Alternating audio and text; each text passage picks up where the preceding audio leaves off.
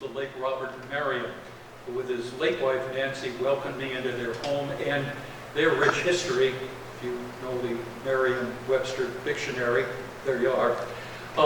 He was obviously a very well-known New England family, but in Bob's case, a dedicated historian and also an amateur radio operator.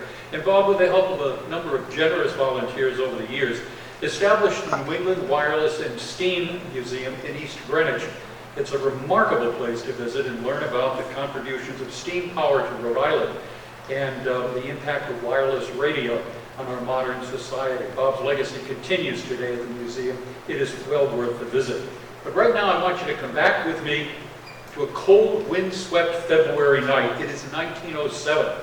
Wrapped up in a blanket is a lone radio operator sitting huddled in his Morris chair on the second floor of the Massie wireless telegraph station in Point Judith.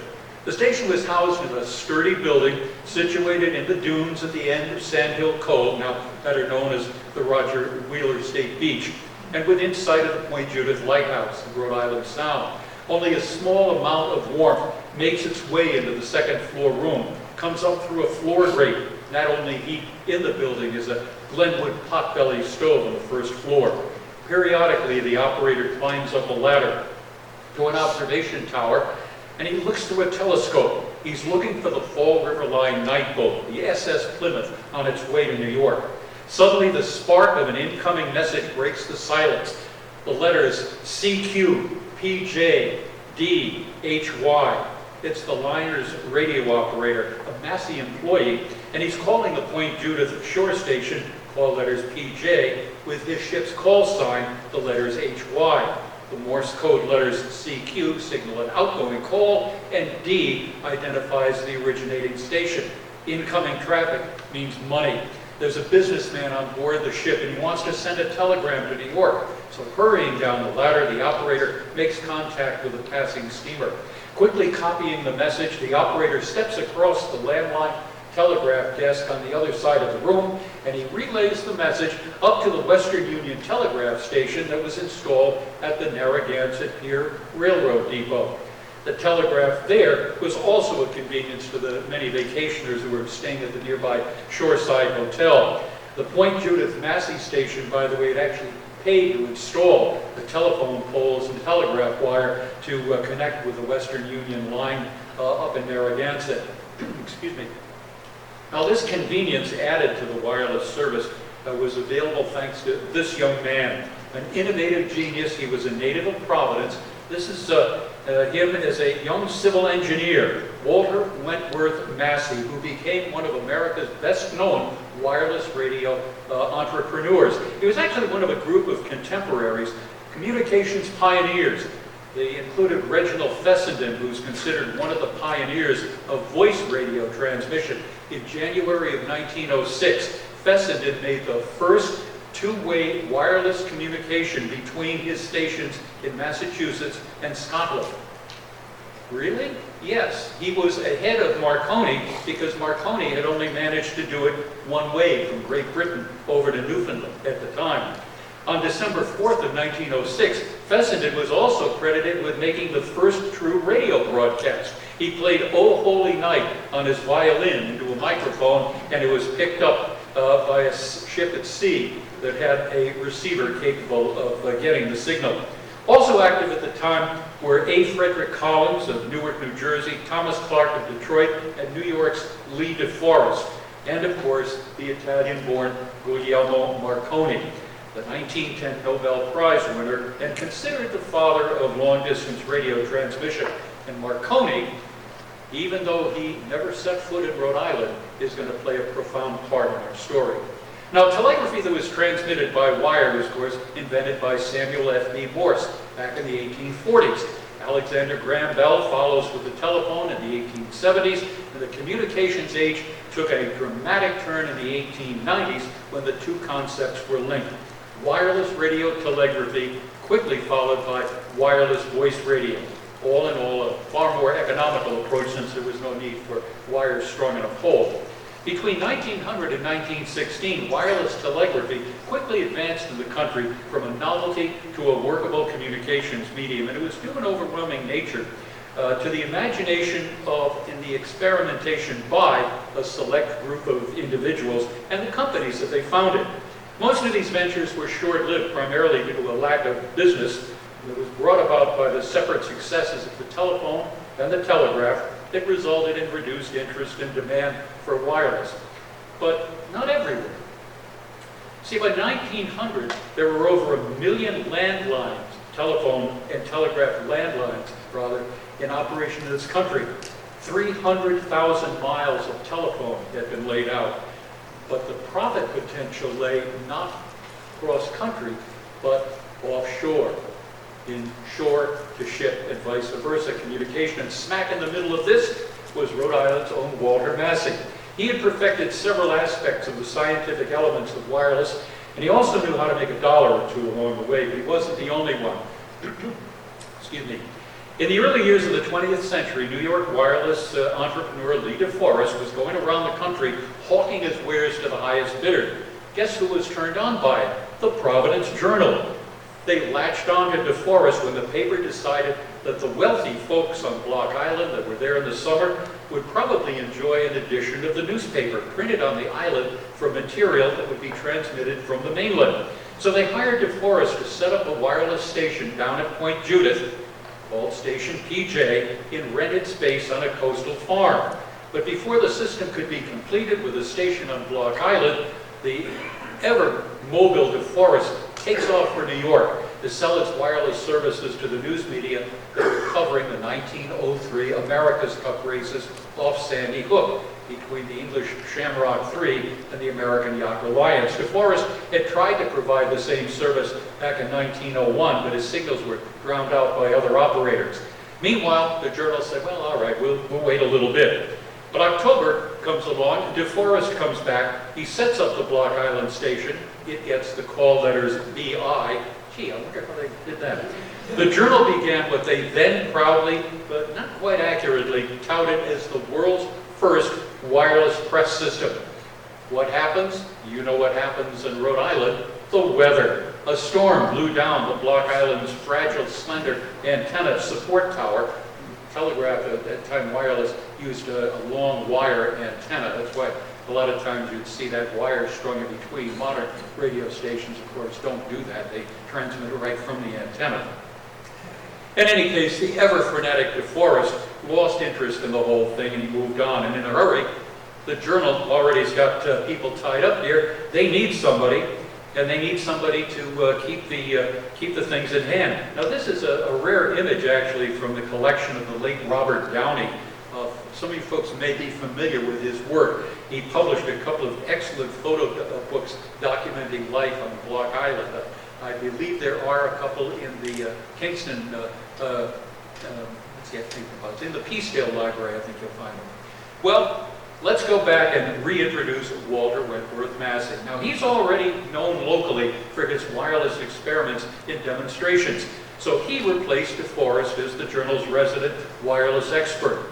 When the Journal said it wanted to divest itself of the whole thing, Massie said, all right, I'll buy out the Point Judith and the Block Island stations. He then rebuilt them. He installed stronger and more weather-resistant long wire antenna towers, and with a view to the future, he decided passenger and cargo steamships going back and forth in the principal shipping channel between Boston and New York City would benefit from wireless communication.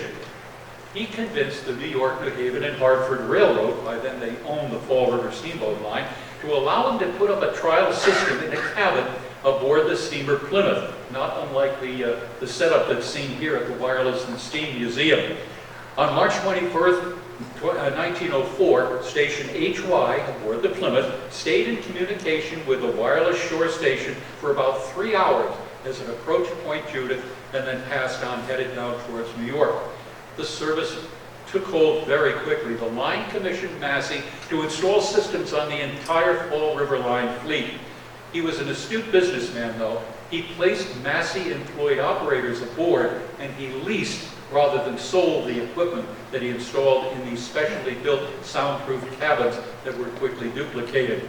The business just exploded. Steamers could easily communicate with shore stations on Block Island and Point Judith and further south, so the Fall River Line contracts with Massie for wireless stations on the other Providence, New York boat, the Pilgrim, and the Fall River, New York boats, Puritan and Priscilla. That made the Fall River line the first steamship line to be 100% radio equipped. Now they could also talk to each other, ensuring a safer sailing environment as well as a very thriving commercial enterprise.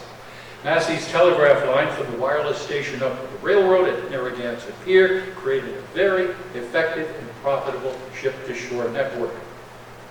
Well, I mentioned that they talked for a few miles going back and forth there, and initially the reliability of the signals over long distance wasn't that great, so more stations were needed, and gradually transmitters and receivers improved, power increased, atmospheric conditions also played a role. This is especially true to this very day in AM radio. If you ever sit up late at night and you're sitting listening to an AM radio, once in a while you'll pick up a station from a long way away.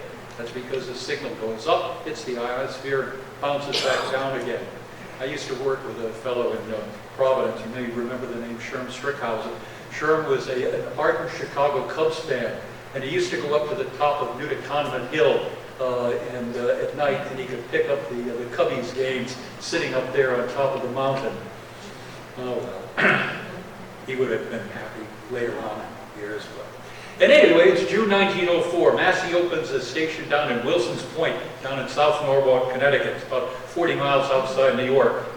He did it for the New Haven Railroad. It was quickly upgraded, became even more powerful than the stations back in Block Island and Point Judith. That one could reach Key West down in Florida. Meanwhile, the power, the accuracy of the transmitters, the receivers, it's all going on improving by the numerous experiments and operators in the business. Massie also continued to expand. He installed station HG on the roof of the deluxe Narragansett Hotel in downtown Providence. Now, before the Biltmore was built, the Narragansett was the place to go. It also served as its company headquarters. And before long, he had civilian wireless facilities operating on both coasts, exchanging messages with facilities operated by other companies. In 1906, the Navy awarded Massie a $15,000 contract to build 10 wireless stations. By the way, that's a lot of money back then, including a 5,000-watt station down in Newport, easily capable of reaching naval vessels at sea. If you see any old postcards, matter of fact, we'll show you one here in a second. The transmitter towers were located on Rhode Island because they had the space there to accommodate them. In any case, by 1908, he was also working for the Army. In World War I, Massie would be commissioned into the Navy. He was assigned to train radio operators at the wireless school. That was located down in Newport. They did all kinds of training down there at the time. In 1907, Massie set up a station in San Francisco to serve the Pacific Steamship Company. This is the SS President, the first such equipped vessel on the West Coast. But the income from that really wasn't that strong enough to keep it going. Massie pretty well sold out an interest to another company. In 1901, by the way, he took advantage of his growing fame, intensifying interest in wireless radio, and he co-authored this book, Wireless Telegraphy and Telephony Explained. He wrote it with Dr. Charles Underhill, who's a man from New York, a recognized expert on magnetism. And also in 1907, he built a new sturdy structure on the beach at Point Judith, a few hundred feet away from the original rented farm facility. And by this point, along with several other American radio pioneers, he had made wireless telegraphy a household word from coast to coast. Well, today, Massie's legacy lives on, thanks to the New England Wireless and Steam Museum in East Greenwich, Newsom.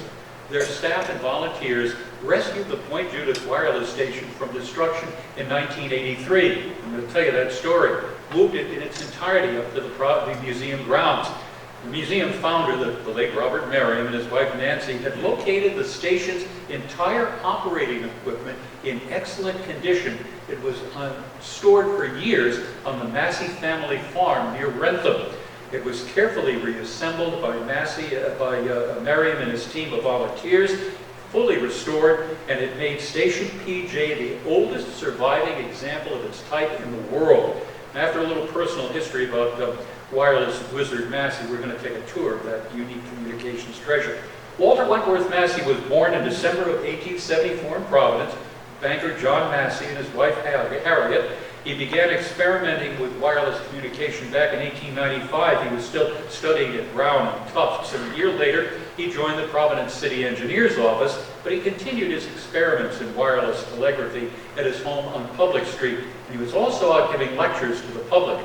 He perfected and obtained American patents on a number of innovative transmitting and receiving devices. That formed the basis of his entry into the burgeoning wireless business. Now, this drawing shows the coherer on the left and the transmitter on the right. Remember the word coherer, I'll explain in a second. In 1899, Massie gets married. He marries the former Ethel Farrington. They have two sons, Wentworth and Gardner. And he continued his day job, but he was avidly expanding his experiments and business interests. And by the way, he was also a talented woodworker, and he built the housings for all of his inventions and the portable cases that he would take for public displays. And those display kits were also recovered from the Massie family farm and are now on display up in East Greenwich. They include a telegraph key that's connected to audible and visual signal devices, a doorbell and a light bulb, and the device called a coherer. It's an early type of radio signal detector and the basis of early wireless transmission. So without taking you through a degree in electronics, here's how it works. A primitive form of this device had been developed in Europe before the turn of the century by Dr. Edward Branly, and it was quickly perfected. A number of inventors used it, including Marconi. He got the European patent for this device, and by the way, Marconi's fixation with patent laws plays a part in our story too. A coherer is basically a glass tube. It has two electrodes spaced apart, and there are metal filings in between. When a radio signal is applied to it, the magnetized metal filings come together, or cohere. That reduces resistance, its electric current passes through it. That triggers a signaling device like a bell or a light bulb or a paper strip on which a record can be made of the signal, and it works as simply as that. Massie's device was more sensitive and more durable than his contemporaries. He got American patents for the invention and several related devices along the way, but Marconi held those European patents on the same type of device, and that set them up for a confrontation. Meanwhile, in the midst of his early research in 1903, he gave a lecture in Olneyville, along with several men that were working for Lee DeForest, and that brought him to the attention of the other big players in the field. In an article published in the July 29th edition of the Electrical World and Engineer magazine, isn't it interesting how things come along and all of a sudden a whole sideline industry comes up, a magazine for everything. A. Frederick Collins credited Massie for taking what was considered theoretically in nature and turning it into what he called a workable apparatus. The July 1910 edition of the National Magazine recounts Massie's personal intervention in getting help for victims of a collision between two steamships in the fog off Cape Cod.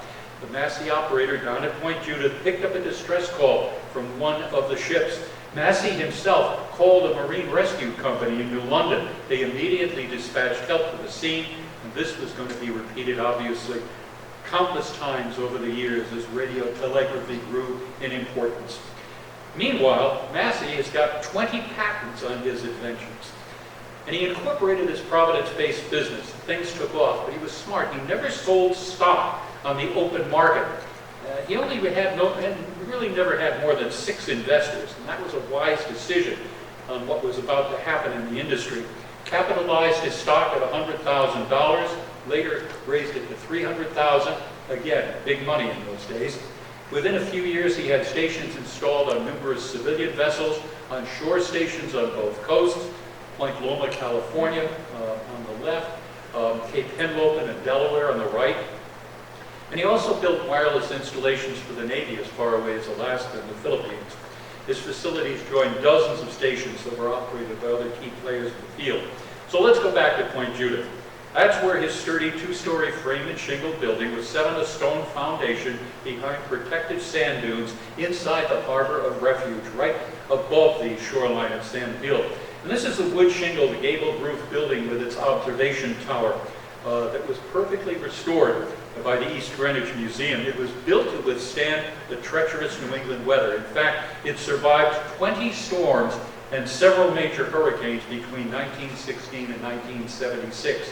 It had only 4 rooms, 2 downstairs, 2 upstairs, paneled in dark pine, It was very primitive to the operators who individually manned the station around the clock. They had an outdoor privy in the dunes, and there was another outbuilding that housed the wet storage batteries that were required to power the radio equipment. In addition to those windows that offered a panoramic view of the sound, the building had the small observation tower at one end of the roof, and you got there by a drop-down ladder from the ceiling.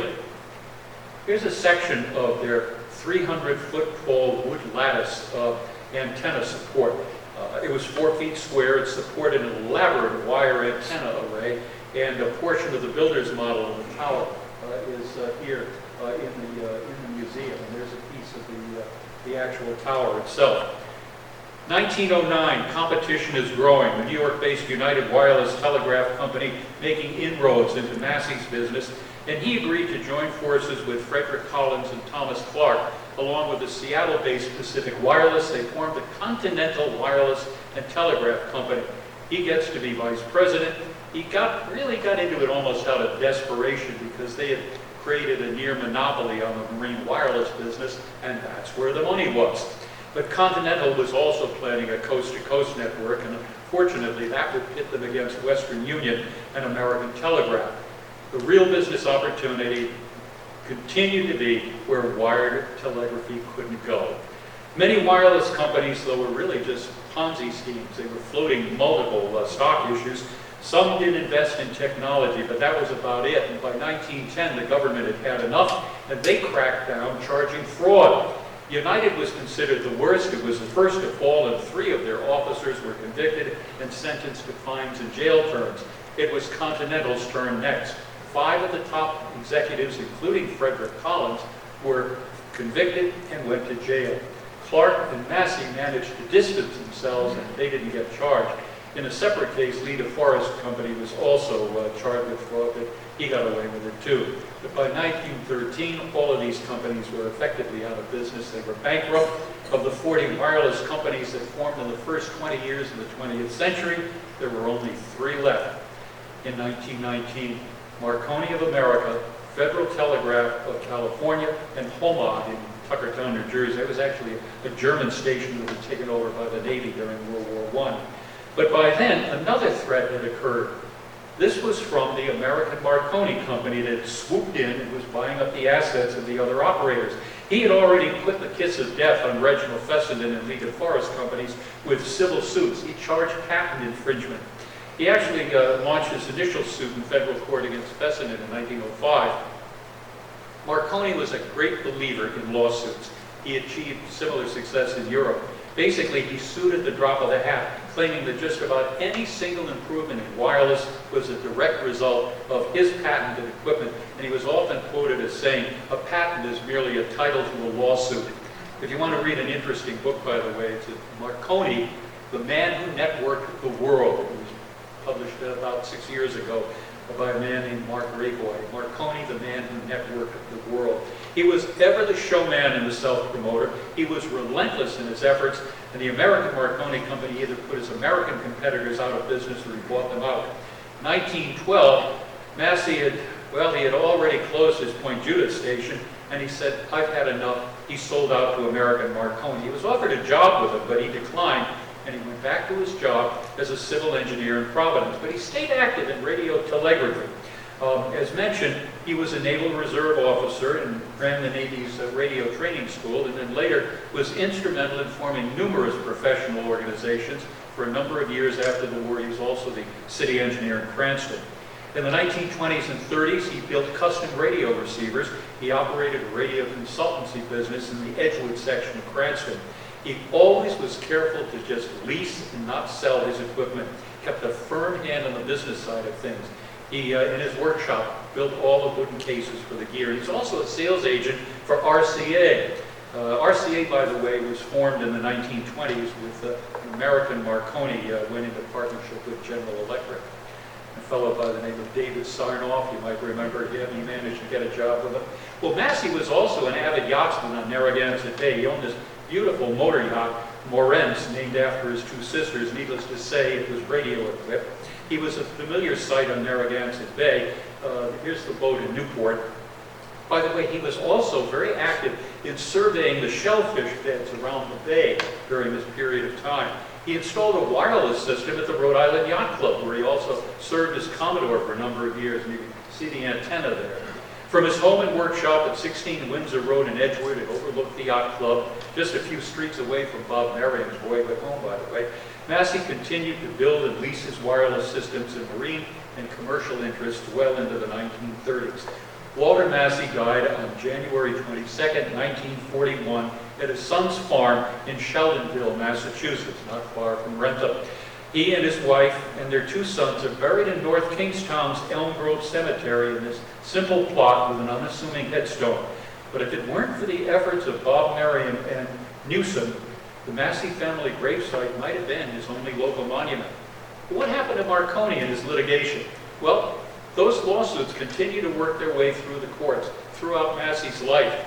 Marconi had retained the rights to a 1916 lawsuit against the federal government, and it wasn't until 1943 that the Supreme Court, in a 5-3 decision, overturned a series of lower court decisions. And this had the effect of restoring some of the prior patents that Marconi had challenged. He himself had died in 1937 in his native Italy, but by then, all of the other original American inventors that had sued him, they were dead too.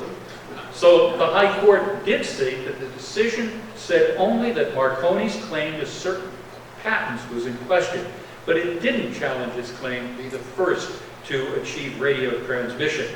But it did rule that he was not entitled to a patent for every single later improvement in the field that he had claimed. Interestingly enough, although Marconi traveled frequently to the United States, he never visited Rhode Island. I'll tell you a quick little story about him, by the way. He was walking down the street in New York City after the turn of the century, and he held up a cigarette case to a fellow who was walking with him, and he said, "You see this?" He said, "Someday people will hold a device the size of a cigarette case, and they will be connected to the world." Pretty forward-looking guy. Well, anyway, he never got to Rhode Island.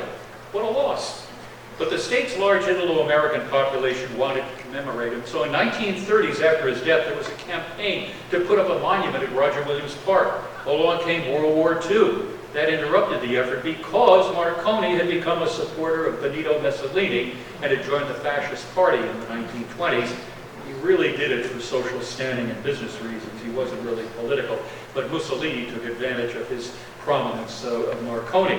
The inventor, by the way, was given a full state funeral when he died in 1937. So the Marconi Memorial in Rhode Island falls silent during and after the war. And after the war, the cause was taken up. The Roger Williams Park Memorial finally dedicated in 1953. And there is another and a more unusual that exists at the Cranston-Johnston town line. It's at the corner of Atwood Avenue and Plainfield Street in front of the drugstore. It's a 4-sided marble base with a metal radio tower. It was dedicated in 2001 and actually was capable of transmitting an FM radio signal at 94.7 on the dial. You can pick this up. The marble base was vandalized. You can see there was a piece broken off there representing a transatlantic map. That was stolen in 2005. And a broken water main in 2011 silenced the transmitter, but the monument is still there. Now, Walter Massie was a believer in spiritualism. And you kind of wonder, could Massie's spirit be hovering around the corner in Cranston, putting the X on Guglielmo? Who knows? So let's come back to the present. How did the Massie wireless station get up from the shores of Rhode Island to that rural field in East Greenwich? That's where Bob and Nancy Merriam and their dedicated volunteers enter our story. When Station PJ was shut down, Massie took away all the equipment and furnishings. By the way, for a number of years, he and his family used it as a summer getaway, and they used to commute by horse and buggy up to the Seaview trolley station at Narragansett Pier and then up to his office in Cranston.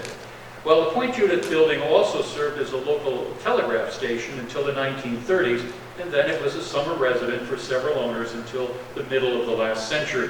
Because Massie had used rough-hewn lumber and constructed a very, very strong and well-anchored building, as we said, it survived at least 3 major hurricanes. But by the early 1980s, the government said the building's got to go. Now, recognizing its significance, Providence architectural historian Antoinette Dowling led an effort to preserve the building. According to Bob Merriam, he said, when Antoinette spoke, people listened. and they responded. In 1981, the then owners of the building, Mr. and Mrs. Al Salemi, that lived up in East Greenwich, cooperated with the government's demand that the building be removed, and they gave it to the museum. The government said, okay, but there's a catch. You got to get it off the beach in a timely manner. Well, give Bob Merriam a challenge, and he never said no. He got a dedicated group of volunteers that arrived on the scene in the spring of 1983, and it took some heavy backbreaking labor in the first place to get a path blazed through the dunes to where the building was. With some major construction and transport equipment that was generously provided by local businesses, Bob told me they took the building apart in 3 sections and very carefully preserved its integrity. A heavy crane loaned by the Rhode Island Engine Company lowered each piece on flatbed trailers. They were loaned by the Kingston Turf Farm. One thing about Bob, he knew the right people to ask. He even got a police escort, kind of needed it. The old building was slowly and gently moved 20 miles up Route 1 to the museum grounds that are located on Frenchtown Road above South County Trail. Now, there was one thing about Bob Merriam. As we said, he could get people to do anything. Enter the can-do U.S. Navy Seabees and their heavy equipment. At the time, they were still active at Davisville, and they brought their talents and their heavy equipment to the Newsom grounds. And as a training exercise, working with volunteers, they built a cement foundation, they put the building back together, and Bob and Nancy, as we said, had been in touch with the Massie grandchildren, and they recognized the importance of preserving the unique piece of history, and they presented the Massies with a treasure trove of period wireless equipment. Bob told me it was like finding an early 20th century radio time capsule. Everything was there just as Walter Massie had left it, boxed up in the barn. The hand-built wireless transmitter and receiver, the glass capacitors in their case, his patented signal receiver, his coherer gear, and some of his portable demonstration kits, and a massive pump-handled transmission key. Even the station's wall clock, its furniture, its land telegraph setup, everything was there waiting to get put back together. And after months of research and work, Merriam and his volunteers threw a switch, and the massive equipment came to life for the first time in more than 70 years. It put out a powerful spark. Bob actually triggered that spark for me one day, and I got to tell you, that sound is impressive. Bang! It's like a lightning bolt hitting the ground. Well, the Massie transmitter operates at a frequency of 350 kilocycles. That's below the regular AM radio band, but if you could actually put out a signal, they would actually be able to get about 200 watts out. To put that in perspective, most of the local radio stations here in the Providence area operated 5,000 watts. Also, in the early days of wireless communication, these kind of stations weren't government regulated. Now, Station PJ would have to be licensed by the Federal Communications Commission. They wouldn't allow operating it as it was designed and where it was on the waveband. Although on one occasion, a number of years ago, they did grant Bob special permission to connect the transmitter to an antenna, and a signal briefly went out over to the airways, and he told me with a chuckle and not a little bit of pride, we really wanted to see if it worked, and it did. Well, the building itself is now on the National Register of Historic Places, appearing, as we said, just as it did over 100 years ago with its weathered shingled exterior. On display inside also is the bank of Edison Leland wet cell batteries. They had 100 of these 600 ampere hour capacity cells, a little building next to the wireless station, and the water levels in them had to be carefully maintained. Even in the dead of winter, the operator had to go out and make sure that they were filled. By 1909, they had a little 2 kilowatt gasoline generator, and eventually electricity reached the building, but by then the station was out of business. Where the operator's living quarters would have been on the first floor, there are examples of period wireless gear, and Bob Merriam's own amateur radio station. The call letter is W1MTE. Now you go up a dark, narrow staircase, and I'm telling you, it's about as wide as this lectern. Second floor. In the corner is that sturdy wooden table holding Massie's equipment, just as he had it a century ago. The heavy pump standard transmitter key is there. It would have traveled to the outside antenna through that equipment. In the opposite corner of the room is a landline telegraph station, the one that was connected up to Narragansett. You see those empty tobacco cans sitting there? There's a reason for that. The operators used them to distinguish signals where telegraph equipment was located by railroad tracks. Usually you had the telegraph operator there at the railroad station, train goes by, clickety-clack, clickety-clack, clickety-clack. This made a different sound so they could hear an incoming signal from the outside.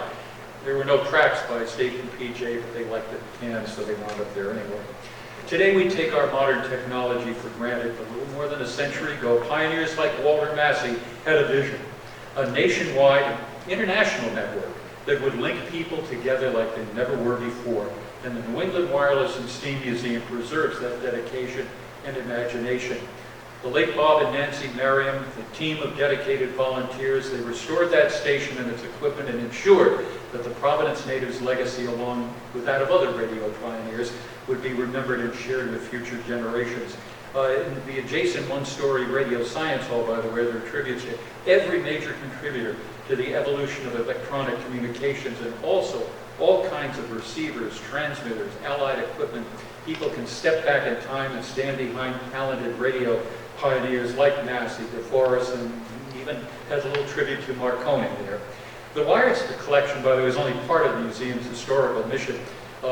Rhode Island, of course, is known as a pioneer in industrial development. Much of it was powered by steam, and the museum houses a tremendous collection of steam engines that includes examples manufactured by Providence's George Corliss, and they are fired up regularly, but every October they have an event there called Steam Up, and it had taken a couple of years off with COVID, but it's back in business, and if you have a chance to go up to see these things run, it's quite the thing.